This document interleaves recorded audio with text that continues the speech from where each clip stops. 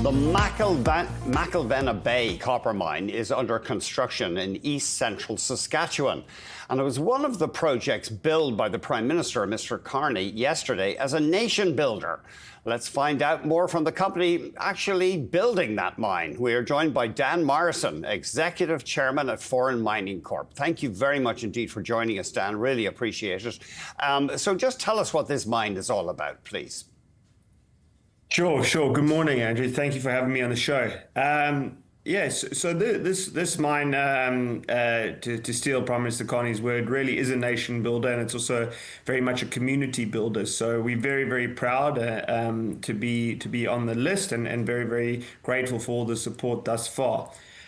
What the project is, it's a copper and zinc as well as a gold and silver mine. So it's a polymetallic, predominantly copper mine. We've designed the mine to be carbon neutral. It's the first of its kind, and it's really the first new greenfield mine in Canada, a greenfield copper mine in Canada in, gosh, I don't know how many years or decades, but it is a lot. So we're very, very proud, and it's just wonderful for not only for Foran, but for the entire mining industry in Canada. So you're roughly 50% through the construction, I believe, and you hope to get going sometime next year? Yes, correct. So we're 50% through construction right now. We'll start pre-commissioning certain parts of the mill later this quarter, and then move into hot commissioning in the first quarter next year. And then we aim to achieve commercial production by middle of the year next year. So very, very busy time, but very exciting time to be producing these critical minerals at a time when they're really, really needed. I know it's early days. We don't know exactly what the federal government's plans are, but how could they help you? For example, do you still need any permits? So we're fully permitted right now. However, where they could definitely help and have been helpful so far is as you start thinking about expansion. You see, the beautiful thing about this asset is that while it's a multi-decade and multi-generational asset, very, very long life, it's also scalable. And what we mean by scalable is you can expand the production. So you will require future permits for that, and it would be great to expedite that. And then, of course, funding. I think the two most important parts to make an asset and make the industry work are when you look at permitting. Thanks, darling. Can you just leave for a second? Sorry, my daughter's just walked into my office. Give me 1 second. I'm really sorry about this. No problem. Excuse me 1 second. Sure, don't worry, Dan. I'll just give the viewers some numbers. The latest I've seen from Scotia is that the project is estimated to cost $987 million. I'm not clear if that's US or Canadian. And at that stage, by the end of June, they'd spent $350. Do we have Dan back? Oh, Dan, hey, as a dad myself, I know you got to break away from things. Thank you very much for joining us. So is that budget number, is that the latest one, about 987 million? And is that Canadian or US? So that's Canadian, but the number, that was the initial number. But unfortunately, with these projects that go over long periods of time, and unfortunately we succumb to things like inflation and others, the budget got revised to 1.18 billion Canadian in April of this year.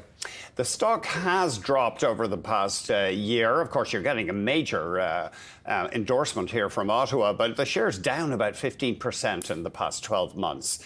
I guess when companies are building mines, investors are wary of glitches because they do occur. Yeah. I mean, look, it's quite funny, Andrew. You know, one of the key investors in the company is Pierre Lassonde, who's obviously very well known within Canadian mining circles and global ones.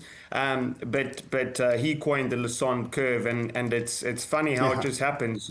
You know, as soon as you get into production, the stock will drop, and that's just because, unfortunately, with these projects, there's just so many moving parts, and things can often more things go wrong than go right in the initial stages of a project. And we had that. We had a capital overrun. However, we were able to solve that in a fantastic way. And then you get hit by things like what we had to deal with, wildfires, had to evacuate our site for 3 weeks.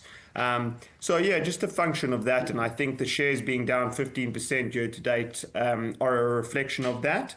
However, that being said, you have to look forward and look at what we've got in front of us and really what's been achieved. And I think when you look at the company on a risk adjusted basis, this is the cheapest the company's ever been in its history. So it's an incredible time for investors, and really to be having this endorsement from the federal government and the provincial government just shows how much where the project actually is right now and can get to. And again, in my opinion, I think jurisdictional risk is something that's often not properly appreciated in mining.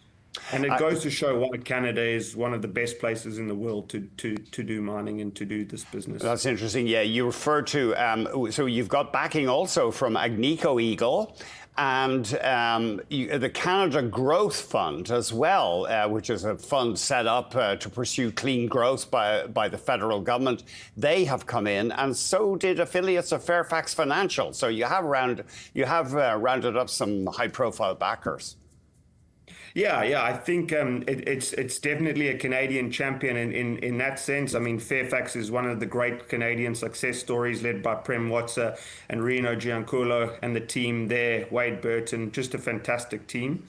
So very, very grateful for their support and vision. Agnico Eagle, I think we could easily make that argument. They are probably the best mining company in the world.